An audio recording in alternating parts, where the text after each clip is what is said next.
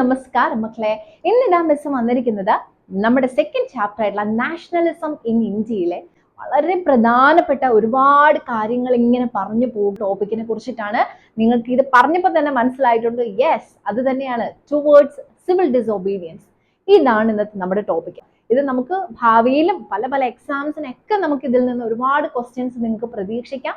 അതുകൊണ്ട് തന്നെ മൈൻഡിൽ സേവ് ചെയ്തിടുക. ഓക്കെ, അപ്പോൾ നമുക്ക് തുടങ്ങിയാലോ? Yes, let's talk about history വിത്ത് ഷൈമ.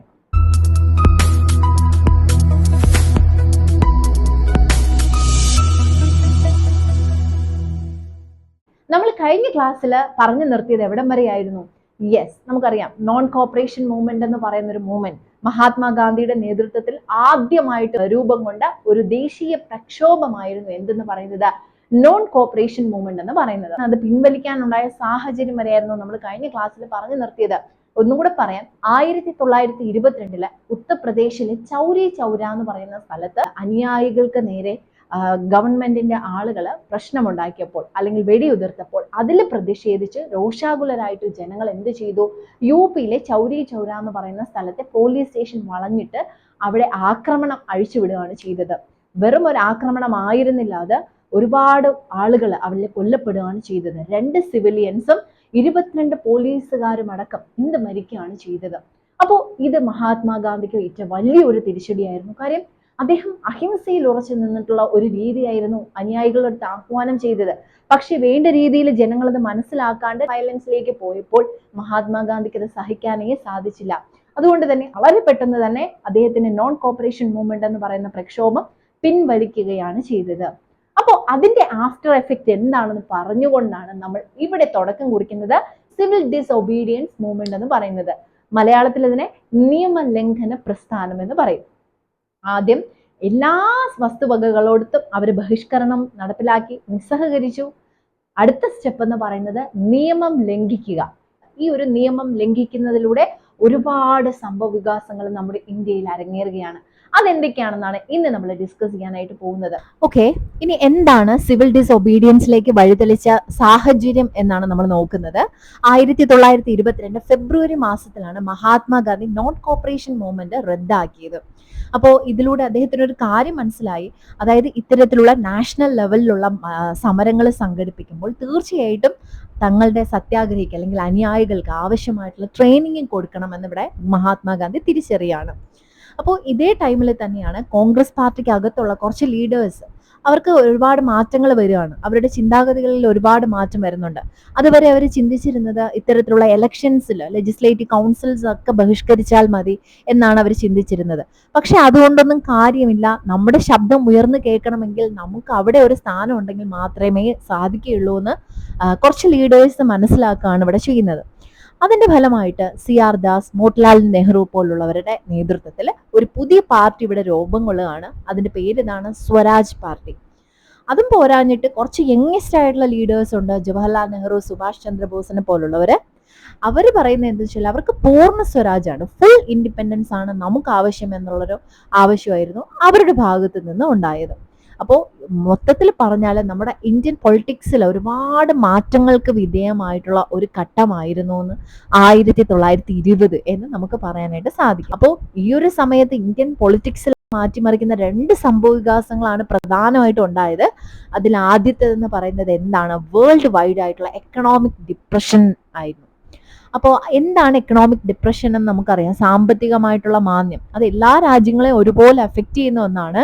അത് ഇന്ത്യയിലും വളരെയധികം പ്രതികൂലമായിട്ട് ഈ ഒരു സംഭവം ബാധിച്ചു എന്ന് പറയാം. 1926 തൊട്ട് 1930 വരെയുള്ള കാലഘട്ടം നമ്മുടെ ഇന്ത്യയിലെ അഗ്രികൾച്ചറൽ പ്രോഡക്ട്സിന്റെ വില വളരെയധികം കുത്തനെ കുറയുന്നതിന് കാരണമായി.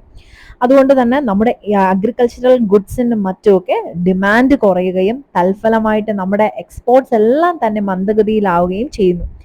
ഈ ഒരു ടൈമിൽ പെസൻസിനെ സംബന്ധിച്ചിടത്തോളം അവർക്ക് അവരുടെ ഹാർവെസ്റ്റ് വിളവെടുപ്പൊന്നും വേണ്ട രീതിയിൽ വിൽക്കാൻ സാധിച്ചില്ല. അതുകൊണ്ട് തന്നെ ഗവൺമെന്റിലേക്കുള്ള റവന്യൂ അടവ് അവിടെ മുടങ്ങുന്നത് നമുക്കിവിടെ കാണാനായിട്ട് സാധിക്കും. 1930 ആവുമ്പോഴേക്കും നമ്മുടെ ഇന്ത്യയിൽ പ്രത്യേകിച്ച് ഗ്രാമപ്രദേശങ്ങളിലെ കർഷകർ അവരുടെ ഇടയിൽ വലിയ രീതിയിലുള്ള കലഹങ്ങളും മറ്റും ഉണ്ടാവുന്നതിനും ഇത് വലിയ പ്രശ്നങ്ങൾ ഉണ്ടാക്കുന്നതിനും കാരണമായെന്ന് പറയാം. അപ്പോൾ ഇതാണ് ആദ്യത്തെ ഒരു പ്രശ്നമായിട്ട് നമ്മൾ കാണുന്നത്, എക്കണോമിക് ഡിപ്രഷൻ. അടുത്ത വലിയൊരു പ്രശ്നം എന്ന് പറയുന്നത് സൈമൺ കമ്മീഷന്റെ നിയമനമാണ്. ഇനി എന്താണ് സൈമൺ കമ്മീഷൻ എന്ന് നമുക്ക് നോക്കാം. ടോറിയുടെ നേതൃത്വത്തിലുള്ള ബ്രിട്ടീഷ് ഗവൺമെന്റ് ഇന്ത്യയിലേക്ക് ഒരു പുതിയ കമ്മീഷനെ നിയമിക്കുകയാണ്. അപ്പോൾ ഈ കമ്മീഷന്റെ പേരാണ് സൈമൺ കമ്മീഷൻ. ഈ പേര് വരാനുള്ള കാര്യം, ഇതിന് ഹെഡ് എന്ന് പറയുന്നത് സർ ജോൺ സൈമൺ എന്ന് പറയുന്ന ഒരാളായിരുന്നു. അദ്ദേഹത്തിനെയാണ് ഈ ചാർജ് മൊത്തം കൊടുത്തിട്ടുണ്ടായിരുന്നത്. ഇനി എന്താണ് ഈ സൈമൺ കമ്മീഷൻ? അതിന്റെ പ്രധാനപ്പെട്ട ഫംഗ്ഷൻ എന്ന് വെച്ചാൽ നമ്മുടെ ഇന്ത്യയിലെ നാഷണലിസ്റ്റ് മൂവ്മെന്റിന്റെ അതിന് റിയാക്ഷൻ എന്നുള്ള ലെവലിലാണ് ഈ ഒരു കമ്മീഷനെ നമ്മുടെ ഇന്ത്യയിലേക്ക് അയക്കാനായിട്ട് അവർ തീരുമാനിച്ചത്. അപ്പോൾ നമ്മുടെ ഇന്ത്യയിലെ കോൺസ്റ്റിറ്റ്യൂഷണൽ ചേഞ്ചസ് അല്ലെങ്കിൽ സിസ്റ്റം എങ്ങനെ വേണം, അതിനാവശ്യമായിട്ടുള്ള നിർദ്ദേശങ്ങൾ എന്തൊക്കെയാണെന്നൊക്കെ ജനങ്ങളുടെ പ്രശ്നങ്ങളെ കുറിച്ചൊക്കെ മനസ്സിലാക്കിയിട്ട് അത് ഗവൺമെന്റിനെ അറിയിക്കുക, അതായിരുന്നു ഈ സൈമൺ കമ്മീഷന്റെ ഡ്യൂട്ടി എന്ന് പറയുന്നത്. പക്ഷേ സത്യം പറഞ്ഞാൽ ഈ ഒരു കമ്മീഷൻ ഇന്ത്യയിലേക്ക് അയക്കുന്നതിന് മുന്നേ തന്നെ അവർക്കൊരു നിഗൂഢമായിട്ടുള്ള ലക്ഷ്യമുണ്ട്. അതെന്താണെന്ന് വെച്ചാൽ നമ്മുടെ ഇന്ത്യയിൽ വർദ്ധിച്ചു വരുന്ന ആ നാഷണലിസ്റ്റ് സെന്റിമെന്റ്സ് ഉണ്ടല്ലോ, അതൊന്ന് സ്ലോ ഡൗൺ ആക്കുക എന്നുള്ള ഒരു ഉദ്ദേശം കൂടി ഇവർക്കുണ്ടായിരുന്നു. അത് വേറൊന്നും കൊണ്ടല്ല, നമ്മുടെ ഇന്ത്യയിലെ ജനങ്ങളുടെ കണ്ണിലൊന്ന് പൊടിയിട്ടാൽ മാത്രമേ ഈ ഒരു നാഷണലിസ്റ്റ് മൂവ്മെന്റിന്റെ ആ ഒരു ഫ്ലോ ഒന്ന് കുറച്ചുകൊണ്ട് വരാൻ പറ്റുള്ളൂ എന്ന് ഇവർ മനസ്സിലാക്കിയിട്ടാണ് ഇത്തരത്തിലുള്ള സൈമൺ കമ്മീഷനുമായിട്ട് ഇവർ മുന്നോട്ട് വന്നത്. പക്ഷെ ജനങ്ങൾക്ക് ഈ കമ്മീഷനടുത്ത് വളരെ വലിയ വിരോധമായിരുന്നു ഉണ്ടായിരുന്നത്. അത് വേറൊന്നും കൊണ്ടല്ല, ഒരൊറ്റ ഇന്ത്യൻ മെമ്പേഴ്സ് പോലും ഇന്ത്യയുടെ പ്രശ്നങ്ങൾ പഠിക്കാനായിട്ട് നിയമിച്ചിട്ടുള്ള ഈ ഒരു കമ്മീഷനിൽ ഉണ്ടായിരുന്നില്ല എന്നുള്ളതാണ്. പിന്നെ എങ്ങനെയാണ് ജനങ്ങളുടെ പ്രശ്നം ഇവർ മനസ്സിലാക്കുക? എല്ലാവരും ബ്രിട്ടീഷ് മെമ്പേഴ്സ് ആയിരുന്നു. അതുകൊണ്ട് തന്നെ 1928 ഈ കമ്മീഷൻ ഇന്ത്യയിലേക്ക് വരുന്ന ടൈമിൽ ഇവിടുത്തെ ജനങ്ങൾ ഗോ ബാക്ക് സൈമൺ എന്ന് പറയുന്ന സ്ലോഗനുമായിട്ടാണ് അവരെ വെൽക്കം ചെയ്തത്. കോൺഗ്രസും മുസ്ലിം ലീഗും അടക്കമുള്ള എല്ലാ പാർട്ടികളും സൈമൺ കമ്മീഷനെതിരെ ഒറ്റക്കെട്ടായിട്ട് നിന്നുകൊണ്ട് പ്രതിഷേധിക്കുന്നത് നമുക്ക് ഇവിടെ കാണാനായിട്ട് പറ്റും. ഓക്കെ, ഇനി നമ്മൾ ഡിസ്കസ് ചെയ്യാനായിട്ട് പോകുന്നത് സൈമൺ കമ്മീഷന് ശേഷം നമ്മുടെ ഇന്ത്യയിൽ നടന്നിട്ടുള്ള മറ്റൊരു സംഭവ വികാസത്തെ കുറിച്ചിട്ടാണ്. In 1929 October, Lord Irwin announced a vague offer of Dominion status for India, but its timing was not specified. അതായത് നമുക്കൊരു ഓഫർ തരുവാണ്. ആരാണ് ഈ ഓഫർ തരുന്നതെന്ന് അറിയാമോ? ലോർഡ് ഇർവിൻ പ്രഭു ആണ് നമുക്ക് ഈ സ്റ്റാറ്റസ് തരുന്നത്. നമ്മുടെ ഈ സ്റ്റാറ്റസ് എന്താണ്? ഡൊമീനിയൻ പദവി എന്നാണ് ഇതിനെ പറയുന്നത്. 1929 ഇദ്ദേഹം ഈ ഒരു ഓഫർ നമുക്ക് മുന്നിലേക്ക് വെക്കുന്നത്. കാര്യം ജനങ്ങൾ അത്രത്തോളം പ്രതിഷേധിക്കുന്നുണ്ട്, അതൊന്ന് അടക്കിയിരുത്തുന്നതിന് വേണ്ടിയിട്ടായിരുന്നു ഇത്തരത്തിലുള്ള വേഗമായിട്ടുള്ള ഓഫേഴ്സ് നമുക്ക് തരുന്നത്. ഈ ഒരു പദവിയുടെ പ്രത്യേകത എന്ന് പറയുന്നത്, ഇത് നമുക്ക് സെമി ഓട്ടോണമസ് ആയിട്ടുള്ള ഒരു സ്റ്റാറ്റസ് മാത്രമായിരിക്കും നമ്മുടെ ഇന്ത്യക്ക് കിട്ടുക. അതായത് ഫുൾ ഇൻഡിപെൻഡൻസ് അല്ല നമുക്ക് കിട്ടുന്നത്. പകരം ഇതിനിവിടെ സോവറിനിറ്റി ആർക്ക് തന്നെ ആയിരിക്കും? പരമാധികാരം എപ്പോഴും ബ്രിട്ടീഷ് ഗവൺമെന്റിനും, അതുപോലെ തന്നെ ഹെഡ് എന്ന് പറയുന്നത് ആര് തന്നെ ആയിരിക്കും? ബ്രിട്ടീഷ് മൊണാർക്ക് തന്നെ ആയിരിക്കും എന്നുള്ളതാണ് ഡൊമിനിയൻ സ്റ്റാറ്റസിന്റെ പ്രത്യേകത എന്ന് പറയുന്നത്. പക്ഷെ അവര് ഇങ്ങനെ ഡൊമിനിയൻ സ്റ്റാറ്റസ് നമുക്ക് തരാം, അതിനൊരു ടൈം അവർ പറഞ്ഞിട്ടില്ല എന്നുള്ളതാണ്. വെറും ഒരു ഓഫർ മാത്രം അവർ മുന്നോട്ട് വെക്കുകയാണ്. അതിലെങ്കിലും ജനങ്ങളൊന്ന് ഒതുങ്ങിയിട്ട് ഈ സമരങ്ങളെല്ലാം അവസാനിപ്പിച്ച് അവർ പോവും എന്നായിരുന്നു ബ്രിട്ടീഷ് ഗവൺമെന്റ് ധരിച്ചിരുന്നത്. ഇനി എന്താണ് അവിടെ നടന്നതെന്ന് നമുക്ക് നോക്കാം. He also offered to hold a round table conference to discuss the future constitution. അതുപോലെ തന്നെ അദ്ദേഹം മുന്നോട്ട് വെച്ച മറ്റൊരു ആശയം കൂടിയായിരുന്നു റൗണ്ട് ടേബിൾ കോൺഫറൻസ് എന്ന് പറയുന്നത്. നമ്മുടെ ഇന്ത്യ ചരിത്രത്തിൽ വളരെ പ്രധാനപ്പെട്ട സംഭവ വികാസങ്ങളാണ് ഇവിടെ പറഞ്ഞു പോകുന്നത്. റൗണ്ട് ടേബിൾ കോൺഫറൻസ് എന്ന് പറയുന്നത് എന്താണ്? വട്ടമേശ സമ്മേളനം. നമ്മുടെ ഇന്ത്യയിൽ വെച്ചിട്ടല്ല ഈ കോൺഫറൻസ്, ബ്രിട്ടനിൽ വെച്ചിട്ടായിരുന്നു ഈ കോൺഫറൻസ്. അതിൽ പങ്കെടുക്കാനായിട്ട് ലീഡേഴ്സിനെ എല്ലാവരെയും അവർ സ്വാഗതം ചെയ്യുന്നുണ്ട്. അത് എന്തൊക്കെയാണെന്ന് നമുക്ക് നോക്കാം. This did not satisfy the Congress leaders. അപ്പോൾ ശരിക്കും വട്ടമേശ സമ്മേളനമൊക്കെ നമുക്ക് കൂടാം, നമുക്ക് ഫ്യൂച്ചർ കോൺസ്റ്റിറ്റ്യൂഷൻ എങ്ങനെ ആയിരിക്കണമെന്നൊക്കെ ഡിസ്കസ് ചെയ്യാം. അത് നിങ്ങളുടെ നാട്ടിൽ വെച്ച് വേണ്ട, നമ്മുടെ നാട്ടിലോട്ട് പോരുന്നത് എന്നൊക്കെ പറഞ്ഞ് കുറച്ച് ആളുകളൊക്കെ ഇതിനകത്ത് പങ്കെടുക്കുന്നുണ്ട്. പക്ഷേ നേതൃത്വം വഹിക്കുന്ന വ്യക്തികൾക്കൊന്നും തന്നെ ഇത് സാറ്റിസ്ഫൈ ചെയ്യുന്നതിന് ഒരു കാരണവും ആയിട്ടില്ല എന്ന് തന്നെ പറയാം. അവരെന്താണ് ചെയ്തത്? 1929 December at Lahore Congress they demand പൂർണ്ണ സ്വരാജ്. ഇത്തരത്തിലുള്ള വേഗമായിട്ടുള്ള ഓഫേഴ്സ് ഒന്നും നമുക്ക് വേണ്ട, നമുക്ക് എന്ത് മതി? പൂർണ്ണ സ്വരാജ് മതി എന്നായിരുന്നു നമ്മുടെ കോൺഗ്രസ് ലീഡേഴ്സ്, പ്രത്യേകിച്ചും റാഡിക്കൽസ് ആയിട്ടുള്ള ജവഹർലാൽ നെഹ്റു, സുഭാഷ് ചന്ദ്ര ബോസ് പോലുള്ള ആളുകളുടെ നേതൃത്വത്തിലുള്ളവർ പറഞ്ഞത്.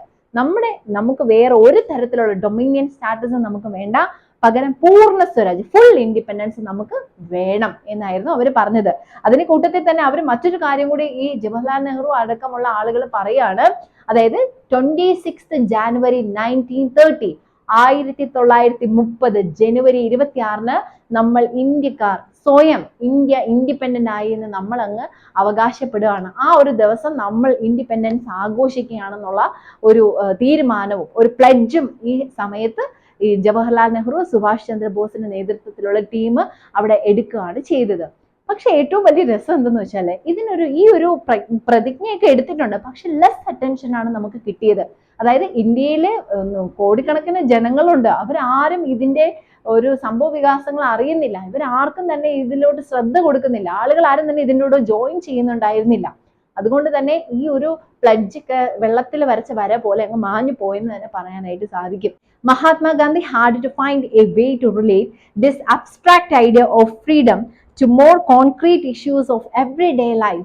മഹാത്മാഗാന്ധി മനസ്സിലാക്കുന്നുണ്ട് ഇത് എവറിഡേ ലൈഫിൽ അത്രത്തോളം പ്രാധാന്യമുള്ള ഏതെങ്കിലും ഒരു സാധനത്തെയോ വസ്തുക്കളെയോ എന്തെങ്കിലും ചേർത്തുകൊണ്ടായിരിക്കണം നമ്മൾ പ്രതിഷേധം സംഘടിപ്പിക്കേണ്ടതെന്ന് മനസ്സിലാക്കിയ മഹാത്മാഗാന്ധി അവിടെ നിന്നും പുതിയ ഒരു സമരവുമായിട്ട് മുന്നോട്ട് വരികയാണ്. യെസ്, അതെന്താണെന്നാണ് നമ്മൾ നോക്കുന്നത് കേട്ടോ. ഓക്കെ, ഇനി നമ്മൾ ഡിസ്കസ് ചെയ്യാനായിട്ട് പോകുന്നതാണ് സിവിൽ ഡിസൊബീഡിയൻസ് മൂവ്മെന്റ് എന്ന് പറയുന്നത്. അപ്പൊ നിങ്ങൾ ആലോചിക്കുക, ഇത്രയും നേരം പിന്നെ എന്തോന്നാണ് പഠിപ്പിച്ചുകൊണ്ടിരുന്നത് അല്ലെ? അപ്പൊ ഇത്രയും നേരം നമ്മൾ പറഞ്ഞുകൊണ്ടിരുന്നത് നോൺ കോപ്പറേഷൻ മൂവ്മെന്റിന് ശേഷം മഹാത്മാഗാന്ധിയുടെ ഐഡിയയില് ഇനി എങ്ങനെ മുന്നോട്ട് പോകാം, മറ്റൊരു സമര രീതി എങ്ങനെ നമുക്ക് ഉണ്ടാക്കാം എന്നുള്ള ഒരു പ്ലാനിങ് മാത്രമായിരുന്നു ഇതുവരെ നമ്മൾ ഡിസ്കസ് ചെയ്തുകൊണ്ടിരുന്നത്. ഇനിയാണ് ശരിക്കുമുള്ള നിയമലംഘനം നടക്കാനായിട്ട് പോകുന്നത്. Yes, the beginning of civil disobedience movement. Mahatma Gandhi believed that the salt could be a powerful symbol to unite the whole nation. അപ്പോൾ ഞാൻ നേരത്തെ പറഞ്ഞിട്ടുണ്ടായിരുന്നു, എവറിഡേ ലൈഫിൽ ജനങ്ങളുടെ നിത്യജീവിതത്തിൽ അവർ ഏറ്റവും കൂടുതൽ യൂസ് ചെയ്യുന്നിട്ടുള്ള ഒരു സാധനം എടുത്തു വെച്ചിട്ട് അതിനെ യൂസ് ചെയ്തുകൊണ്ട് നമ്മൾ മുന്നോട്ട് വരികയാണെങ്കിൽ ജനങ്ങളുടെ ഇടയിലേക്ക് ഒരു വലിയ രീതിയിലൊരു അറ്റൻഷൻ നമുക്ക് കിട്ടുകയും അതിലൂടെ ജനങ്ങൾ ഈ ഒരു പ്രസ്ഥാനത്തിലേക്ക് ഇറങ്ങി വരുന്നതിന് വേണ്ടിയിട്ടാണ് മഹാത്മാഗാന്ധി സോൾട്ട് എന്ന് പറയുന്ന ആ ഒരു വസ്തുവിനെ തന്നെ സെലക്ട് ചെയ്തത് കേട്ടോ. അപ്പോൾ മഹാത്മാഗാന്ധിയുടെ അവിശ്വാസത്തില് സോൾട്ട് എന്ന് പറയുന്നത് ഇറ്റ്സ് എ പവർഫുൾ സിമ്പിൾ ആയിട്ടാണ് അദ്ദേഹം യൂസ് ചെയ്തിട്ടുള്ളത്. ബ്രിട്ടീഷ് ഗവൺമെന്റിനെതിരെ ആഞ്ഞടിക്കാൻ പറ്റിയ ഒരു ആയുധമായിട്ടായിരുന്നു ഏറ്റവും ചീപ്പ് റേറ്റിന് നമുക്ക് കിട്ടിക്കൊണ്ടിരിക്കുന്ന സോൾട്ട് എന്ന് പറയുന്ന സാധനം യൂസ് ചെയ്തത്. Okay, most of the people including the British scoffed at the idea. എന്ത് ഒരു ഉപ്പെടുത്ത് വെച്ചിട്ടാണോ നിങ്ങൾ ഇത്രയും വലിയ പ്രക്ഷോഭം ഉണ്ടാക്കുന്നതെന്ന് പരിഹസിച്ച ഒരുപാട് ബ്രിട്ടീഷ് ഉദ്യോഗസ്ഥരുണ്ട് നമുക്ക് ചുറ്റും അന്ന്. അപ്പോൾ ഇതൊന്നും വകവയ്ക്കാതെ നമ്മുടെ മഹാത്മാഗാന്ധി ഉപ്പ് എന്ന് പറയുന്ന ആ ഒരു വസ്തുവിനെ എടുത്തു വെച്ചിട്ട് മഹാത്മാഗാന്ധി ജനങ്ങളെല്ലാരെയും ഒരുമിപ്പിക്കാൻ പോവുകയാണ്. എങ്ങനെയായിരുന്നു ആ മാജിക് അദ്ദേഹം നടത്തിയെന്നാണ് ഇനി നമ്മൾ നോക്കുന്നത്. Abolition of the salt tax was among many demands which were raised by Gandhiji through a letter to Viceroy Irwin. വളരെ പ്രധാനപ്പെട്ട ഒരു പോയിന്റ് ആണ് ഇപ്പോൾ വായിച്ചത്, അബോളിഷൻ ഓഫ് സാൾട്ട് ടാക്സ്. അപ്പോൾ നിങ്ങളൊരു കാര്യം മനസ്സിലാക്കണം, നമ്മുടെ നിത്യജീവിതത്തിൽ ഏറ്റവും കൂടുതൽ ആവശ്യമുള്ള ഒരു ഫുഡിന്റെ ഐറ്റം ആണ് സാൾട്ട് എന്ന് പറയുന്നത്. ആ ഒരു സാൾട്ടിന് പോലും നികുതി ഈടാക്കുന്ന ബ്രിട്ടീഷ് ഗവൺമെന്റിനെതിരെ എല്ലാവരും, പണക്കാരും പാവപ്പെട്ടവരും എല്ലാവരും ഒത്തൊരുമിച്ച് മതിയാകൂ എന്നുള്ള ഒരു ആശയമാണ് ഇവിടെ മഹാത്മാഗാന്ധി മുന്നോട്ട് കൊണ്ടുവന്നത്. അദ്ദേഹം എന്ത് ചെയ്തു? അന്നത്തെ ബ്രിട്ടീഷ് വൈസ്രോയി ആയിട്ടുള്ള ഇർവിനെ എടുത്ത് അദ്ദേഹം എന്ത് ചെയ്യാണ്? ഒരു ലെറ്റർ എഴുതുകയാണ്, ഒരു നീണ്ട ലെറ്റർ എഴുതുകയാണ്. 11 ഡിമാൻഡുകളാണ് ആ ലെറ്ററിനകത്ത് മഹാത്മാഗാന്ധി എഴുതി വെച്ചിട്ടുണ്ടായിരുന്നത്. 11 കാര്യങ്ങളും നമ്മുടെ ഇന്ത്യയിലെ വിവിധ ഗ്രൂപ്പുകൾ, സോഷ്യൽ ഗ്രൂപ്പുകൾക്ക് ആവശ്യമുള്ള കാര്യങ്ങൾ, അവരുടെ ഡിമാൻഡിനെ കുറിച്ചിട്ടുള്ള കാര്യങ്ങളായിരുന്നു ഈ ഒരു ലെറ്ററിനകത്ത് അതിൽ എഴുതിയിട്ടുണ്ടായിരുന്നത്. അതിൽ ഏറ്റവും എല്ലാവരും ഐക്യകണ്ഠേന പറഞ്ഞിട്ടുള്ള ഒരേ ഒരു ഡിമാൻഡ് ആയിരുന്നു എന്തെന്ന് പറയുന്നത്, സാൾട്ട് ടാക്സ് നിർത്തലാക്കുക എന്നുള്ളത്. ഈ ഒരു ആവശ്യം അവർ മുന്നോട്ട് ഉന്നയിച്ചു. എന്നിട്ട് അത് ഏത് വർഷമാണ്? 1930 ജനുവരി 3-നാണ് ഈ ലെറ്റർ അദ്ദേഹം എഴുതുന്നത്. എന്നിട്ട് അദ്ദേഹം ഒരു വാർണിംഗ് ഇവിടെ കൊടുക്കുന്നുണ്ട്, മഹാത്മാഗാന്ധി ഈ ഡിമാൻഡുകൾ അംഗീകരിച്ചില്ല എങ്കിൽ മാർച്ച് 11 വരെ നമ്മൾ സമയം തരും, അതിനകം നമ്മുടെ ഈ പ്രശ്നങ്ങൾ നിങ്ങൾ പരിഹരിച്ചില്ല എന്നുണ്ടെങ്കിൽ തീർച്ചയായിട്ടും നമ്മൾ അടുത്ത സ്റ്റെപ്പിലോട്ട് തിരിയും. അതെന്താണ്? യെസ്, നിയമലംഘനം. ഇനി ഒരു നിയമവും നമ്മൾ അനുസരിക്കില്ല, നിങ്ങളുടെ ഒരു നിയമവും നമ്മൾ അനുസരിക്കില്ല എന്ന ഒരു അവസ്ഥ നിങ്ങൾക്ക് വരും. അതിനു മുന്നേ ഈ ഡിമാൻഡുകളെല്ലാം തന്നെ നിങ്ങൾ അംഗീകരിക്കണം എന്നാണ് മഹാത്മാഗാന്ധി ആ ലെറ്ററിൽ എഴുതിയിട്ടുണ്ടായിരുന്നത്. മാർച്ച് 11 വരെ അദ്ദേഹം സമയം കൊടുത്തു ബ്രിട്ടീഷ് ഗവൺമെന്റിന്. യാതൊരു അനക്കവും കണ്ടില്ല എന്ന് കണ്ടപ്പോൾ മഹാത്മാഗാന്ധി അവിടെ നിന്ന് പുറപ്പെടുകയാണ് ചെയ്തത്. പുതിയൊരു സമരവുമായിട്ട് അദ്ദേഹം മുന്നോട്ട് വരികയാണ്. യെസ്, ഇവിടെയായിരുന്നു സിവിൽ ഡിസൊബീഡിയൻസ് മൂവ്മെന്റിന്റെ തുടക്കം എന്ന് പറയുന്നത്. The Salt March or Dandi March was started by Gandhiji on 12th March 1930. He was accompanied by 78 volunteers. They walked 24 days to cover a distance of 240 miles from Sabarmati to Dandi. അതായത് 1930 March 12 Mahatma Gandhi തന്റെ 78 അനുയായികളോടൊപ്പം സബർമതി ആശ്രമത്തിൽ നിന്ന് ദണ്ഡിയിലേക്ക് ഒരു March നടത്തുകയാണ് ചെയ്തത്. 24 ദിവസം നീണ്ട 240 മൈലുകളോളം താണ്ടിയാണ് ഇവർ ഈ സ്ഥലത്ത് എത്തിച്ചേർന്നത്. അവിടെ എത്തുമ്പോഴേക്കും 1930 ഏപ്രിൽ 6 അവിടെ ഉപ്പ് വെള്ളം എടുത്തുകൊണ്ട് ബോയിൽ ചെയ്തിട്ട് ഉപ്പ് ഉണ്ടാക്കിക്കൊണ്ടായിരുന്നു അദ്ദേഹം ഈ സിവിൽ ഡിസൊബീഡിയൻസ് മൂവ്മെന്റിന് തുടക്കം കുറിച്ചത്. നിയമം ലംഘിച്ചുകൊണ്ട് സോൾട്ട് ലോയ്ക്കെതിരെ പ്രതിഷേധിച്ചുകൊണ്ടായിരുന്നു ഈ മാർച്ച് നടത്തിയത്. ആയിരക്കണക്കിന് ജനങ്ങളാണ് അദ്ദേഹത്തിന് അനുയായികളായിട്ട് കൂടെ കൂടിയത്. അവരും അദ്ദേഹം ചെയ്യുന്നത് കണ്ടിട്ട് ഉപ്പ് നിയമങ്ങൾ ലംഘിച്ചു. എന്തിന്? ഗവൺമെന്റിന്റെ സോൾട്ട് ഫാക്ടറികളുടെ ഫ്രണ്ടിൽ നിന്നാണ് അവർ ഉപ്പ് നിയമങ്ങൾ ലംഘിച്ചത്. ഭയങ്കരമായിട്ടൊരു ധൈര്യം അവർക്ക് കിട്ടി. അതോടൊപ്പം തന്നെ വിദേശ വസ്ത്രങ്ങൾ കൂട്ടിയിട്ട് കത്തിച്ചു. വില്ലേജ് ഒഫീഷ്യൽസ് റിസൈൻ ചെയ്തു. പെസൻസ് റവന്യൂ കൊടുക്കുന്നത് നിർത്തലാക്കി. അതോടൊപ്പം തന്നെ ട്രൈബൽ പീപ്പിൾ അവരാൽ കഴിയുന്ന രീതിയിൽ അവരുടെ ഫോറസ്റ്റ് ലോസിനെതിരെ പോരാടിക്കൊണ്ടായിരുന്നു അവരവരുടെ പ്രതിഷേധം കാഴ്ചവെച്ചത്. അങ്ങനെ മഹാത്മാഗാന്ധി പ്രതീക്ഷിച്ച പോലെ ജനങ്ങളുടെ നിത്യജീവിതത്തിൽ യൂസ് ചെയ്തുകൊണ്ടിരുന്ന സോൾട്ടിനെ വെച്ചുകൊണ്ടാണ് മഹാത്മാഗാന്ധി നമ്മുടെ ഇന്ത്യയിലെ ദേശീയ പ്രസ്ഥാനമായിട്ടുള്ള സിവിൽ ഡിസൊബീഡിയൻസ് മൂവ്മെന്റിന് തുടക്കം കുറിച്ചതായിട്ട് നമുക്ക് കാണാൻ സാധിക്കുന്നത്. സിവിൽ ഡിസൊബീഡിയൻസ് മൂവ്മെന്റിനെ ഗവൺമെന്റ് എങ്ങനെയാണ് നോക്കിക്കണ്ടത് എന്നാണ് ഇനി നമ്മൾ നോക്കുന്നത്. The colonial government began to arrest the Congress leaders. ആദ്യം അവർ ചെയ്യുന്ന പ്രധാനപ്പെട്ട പണി നമുക്കറിയാലോ, കോൺഗ്രസ് ലീഡേഴ്സിനെ അങ്ങ് കുറെ കൂട്ടത്തോടെ അങ്ങ് അറസ്റ്റ് ചെയ്തു. അതിനകത്ത് എന്തിനാ നമ്മുടെ മഹാത്മാഗാന്ധി അടക്കം ഒരുപാട് നേതാക്കന്മാരെ അറസ്റ്റ് ചെയ്തു. This led to violent clashes in many places.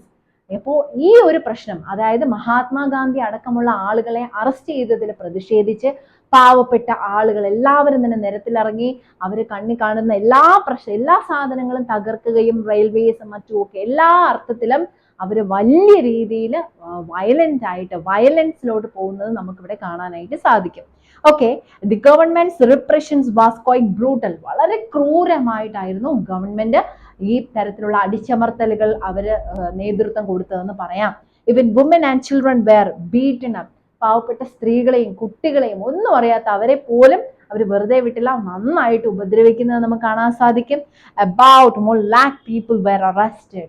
ആലോചിച്ച് നോക്കിയേ, എല്ലാ ജനങ്ങളെയും അവര് അറസ്റ്റ് ചെയ്യുന്നതായിട്ട് നമുക്കിവിടെ കാണാൻ സാധിക്കും. അതായത് ജനങ്ങൾക്ക് സംഭവിച്ചിരിക്കുന്ന ഈ മാറ്റം ബ്രിട്ടീഷ് ഗവൺമെന്റിന് ഏറ്റവും വലിയൊരു തിരിച്ചടിയായിട്ടാണ് അവർ കണ്ടത്. അതുകൊണ്ട് തന്നെ അവർ ഭയങ്കര ബ്രൂട്ടൽ ആയിട്ടാണ് ഈ ഒരു പ്രശ്നത്തിനെ അവർ നേരിട്ടതെന്ന് പറയാൻ സാധിക്കും. അതുകൊണ്ട് മഹാത്മാഗാന്ധി അടക്കമുള്ള എല്ലാ നേതാക്കന്മാരെയും അറസ്റ്റ് ചെയ്തു. പക്ഷെ ഇവിടെ ജനങ്ങൾ അവിടെ നോൺ വയലൻസിൽ നിന്ന് മാറി മഹാത്മാഗാന്ധി പേടിച്ചതുപോലെ വയലന്റ് ആവുകയാണ് ഇവിടെയും ചെയ്തത്. അവർ ഒരുപാട് പ്രശ്നങ്ങൾ അവിടെ തീ കത്തിച്ചു, ഒരുപാട് ഗവൺമെന്റ് സ്ഥാപനങ്ങൾക്കെതിരെ അവർ പോരാടി, ഒരുപാട് കാര്യങ്ങൾ അവർ അറ്റാക്ക് ചെയ്തു. ആകെ മൊത്തം പ്രശ്നത്തിലായിരുന്നു പിന്നീടുള്ള നമ്മുടെ ഇന്ത്യയുടെ അവസ്ഥ എന്ന് പറയുന്നത്. അങ്ങനെ സിവിൽ ഡിസൊബീഡിയൻസ് വളരെ ഹൈപ്പിൽ നിൽക്കുന്ന ഒരു സമയത്ത് മഹാത്മാഗാന്ധി എന്ത് ചെയ്യാണ്? ഈ വയലൻസിലോട്ട് ജനങ്ങൾ പോകുന്ന കണ്ടപ്പോൾ സഹിക്കാതെ മഹാത്മാഗാന്ധി ഇമ്മീഡിയറ്റ് ആയിട്ട് അത് കോൾ ഓഫ് ചെയ്യുന്നത് നമുക്കിവിടെ കാണാനായിട്ട് സാധിക്കും. യെസ്, ഇതിന് മുന്നേയും ഇതുപോലെ നമുക്ക് കാണാൻ സാധിച്ചു. നോൺ കോപ്പറേഷൻ മൂവ്മെന്റ് വയലന്റിലോട്ട് പോകുമ്പോൾ അദ്ദേഹം അത് നിർത്തലാക്കുന്നത്. അപ്പോൾ ഇവിടെ എന്താണ് സംഭവിച്ചതെന്ന് അറിയണമെങ്കിൽ നിങ്ങൾ അടുത്ത വീഡിയോ വരെ കാത്തിരിക്കണം. കാരണം ഇതൊരു വലിയ ഒരു ടോപ്പിക് ആയിരുന്നു. കുറെ കൂടെ ഡീറ്റെയിൽ ആയിട്ടുള്ള കാര്യങ്ങൾ ഇനിയും വരുന്നുണ്ട്. അതുകൊണ്ട് തന്നെ അതെല്ലാം കൂടി ചേർത്തുകൊണ്ട് നമുക്ക് മറ്റൊരു വീഡിയോ അത് വേണ്ടി റെഡിയാക്കാം. അതുവരെ നിങ്ങൾ കാത്തിരിക്കുക. അപ്പോൾ ആദ്യമായിട്ടാണ് നിങ്ങൾ എൻ്റെ ചാനൽ കാണുന്നതെങ്കിൽ തീർച്ചയായിട്ടും ലൈക്ക് ചെയ്യുക, ഷെയർ ചെയ്യുക, സബ്സ്ക്രൈബ് ചെയ്യുക കേട്ടോ. Bye bye.